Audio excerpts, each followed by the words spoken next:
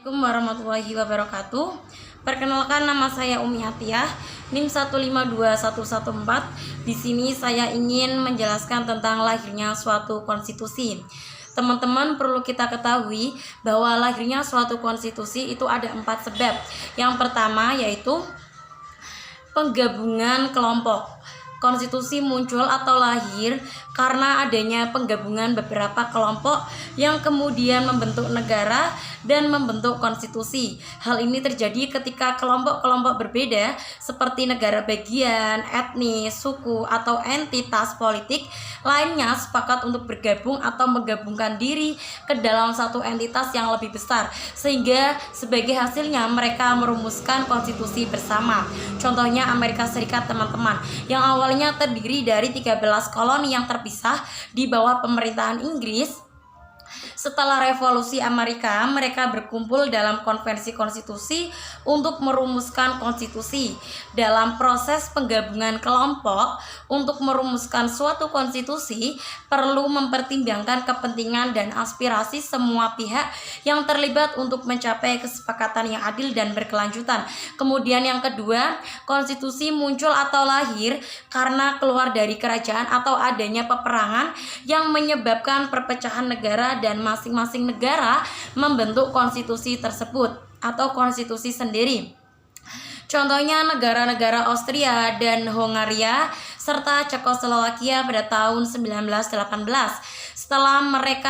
Setelah peperangan dunia I, kekuasaan Austria-Hongaria hancur dan berbagai negara baru terbentuk, sehingga ketika negara baru itu terbentuk, teman-teman, perlu dibentuknya suatu konstitusi juga untuk mengatur tatanan pemerintahan dan hak-hak warga negara mereka.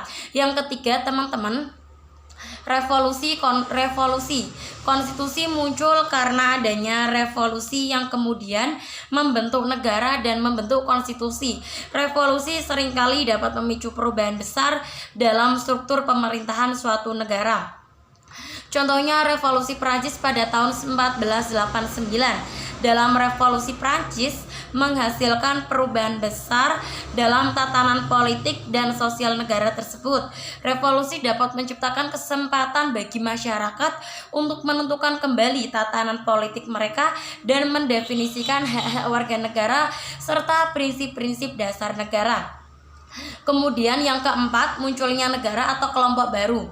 Konstitusi muncul atau lahir karena muncul negara baru, baik dari akibat peperangan atau perpecahan yang mengakibatkan hancurnya kehidupan di suatu pemerintahan, dan kemudian muncul negara baru. Ketika sebuah negara baru muncul, perlu ada kerangka hukum yang jelas yang mengatur tatanan politik dan hak-hak warganya. Konstitusi berfungsi sebagai dasar hukum yang merinci struktur pemerintahan, hak dan kewajiban, serta prinsip-prinsip dasar negara. Contohnya seperti Jerman. Setelah Perang Dunia II, Jerman mengalami kekalahan. Kemudian Jerman mengalami pendudukan oleh sekutu, yang mana sekutu ini, teman-teman, terdiri dari Amerika Serikat, Britania Raya, Uni Soviet, dan Prancis.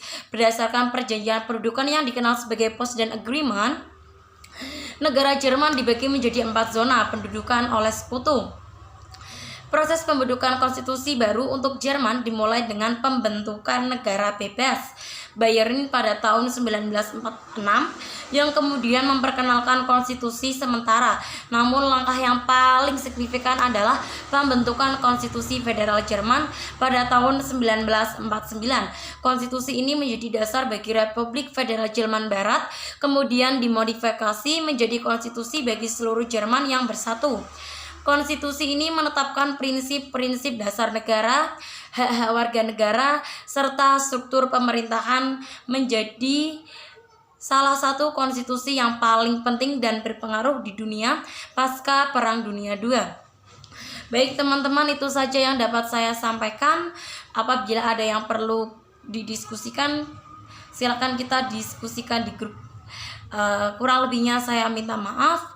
Wallahul muwaffiq ila aqwamit thoriq. Assalamualaikum warahmatullahi wabarakatuh.